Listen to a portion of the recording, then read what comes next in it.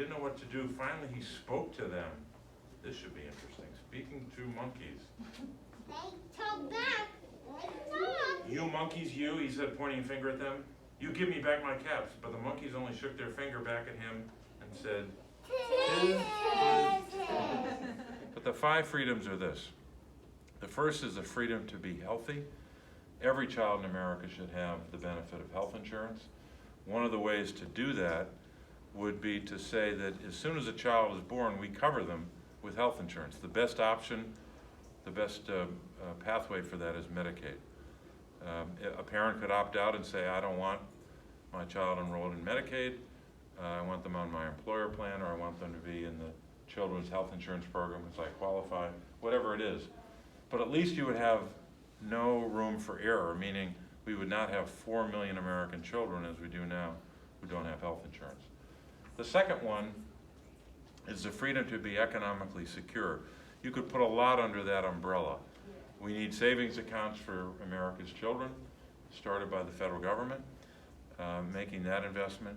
We need to make sure that we continue what I proposed in here in early 2020, but now became part of the rescue plan, the substantial and significant and really profound changes to the child tax credit, really a tax cut for families with children.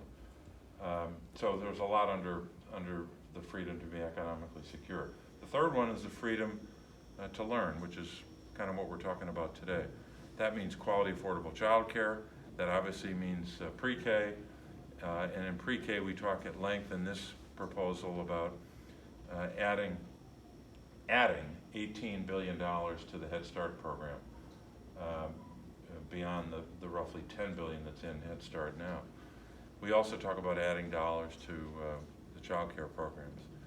Thirdly, under this freedom to learn, is making it easier for parents to pay for the high cost of child care. We have an existing and really a separate tax credit for that. It's not the child tax credit. That's the tax credit that goes to families to help them raise their children.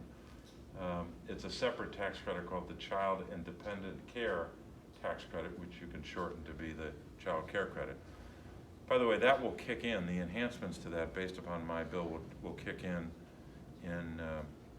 2022 because of the tax filing season coming up.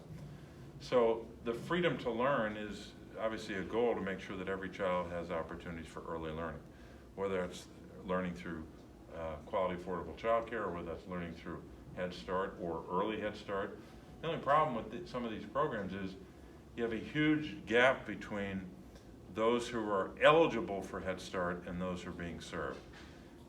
Those who are eligible for assistance for child care and those receiving assistance. So we've got to make sure that at least, at a minimum, the families and the children that are currently eligible are going to be able to be served, and that's just not possible under current funding. The last two freedoms are the freedom from hunger. Obviously, we can do a lot on feeding programs, school breakfast, school lunch, SNAP programs, so many examples of that to make sure that children have enough to eat. And then finally, the freedom to be safe from harm is the last one. And that's an attempt to provide dollars for state-level programs to protect children from abuse and neglect. So they're the 5 freedoms. A lot of people would say, well, if you enact all of these, if each one of your ideas became law, how would you fund it? Well, we fund it the same way we're about to make proposals to fund the reconciliation bill, which is using the tax code to do, among other things, making the tax code a lot fairer to families.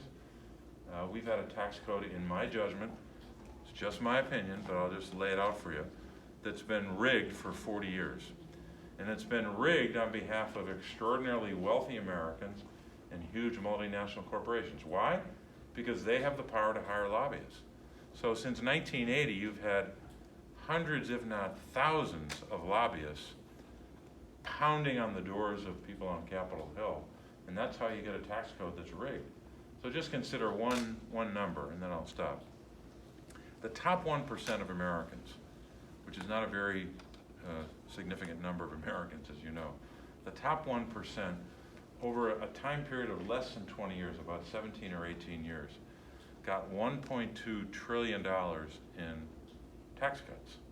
$1.2 trillion for a tiny sliver of Americans. You could even shrink that number of Americans even further to the top 400. What the top 400 richest families in this country have received over the course of the last even 20 years, not to mention 40, is really an abomination. It's an insult to America, in my judgment, that a small group of Americans have been lavished so much in terms of tax cuts. And we got nothing for it, frankly. And it's about time we turned that around. The rescue plan was the first time in 40 years where all of that was turned on its head. Big corporations did not benefit from the rescue plan, nor did wealthy Americans. That ought to be the rule, not the exception. If we're serious about national security, if we're serious about growing the American economy and having the best, not second or third best, the best workforce in the world, gotta invest in our kids, and that's what this is about. So, we'll take some questions, or?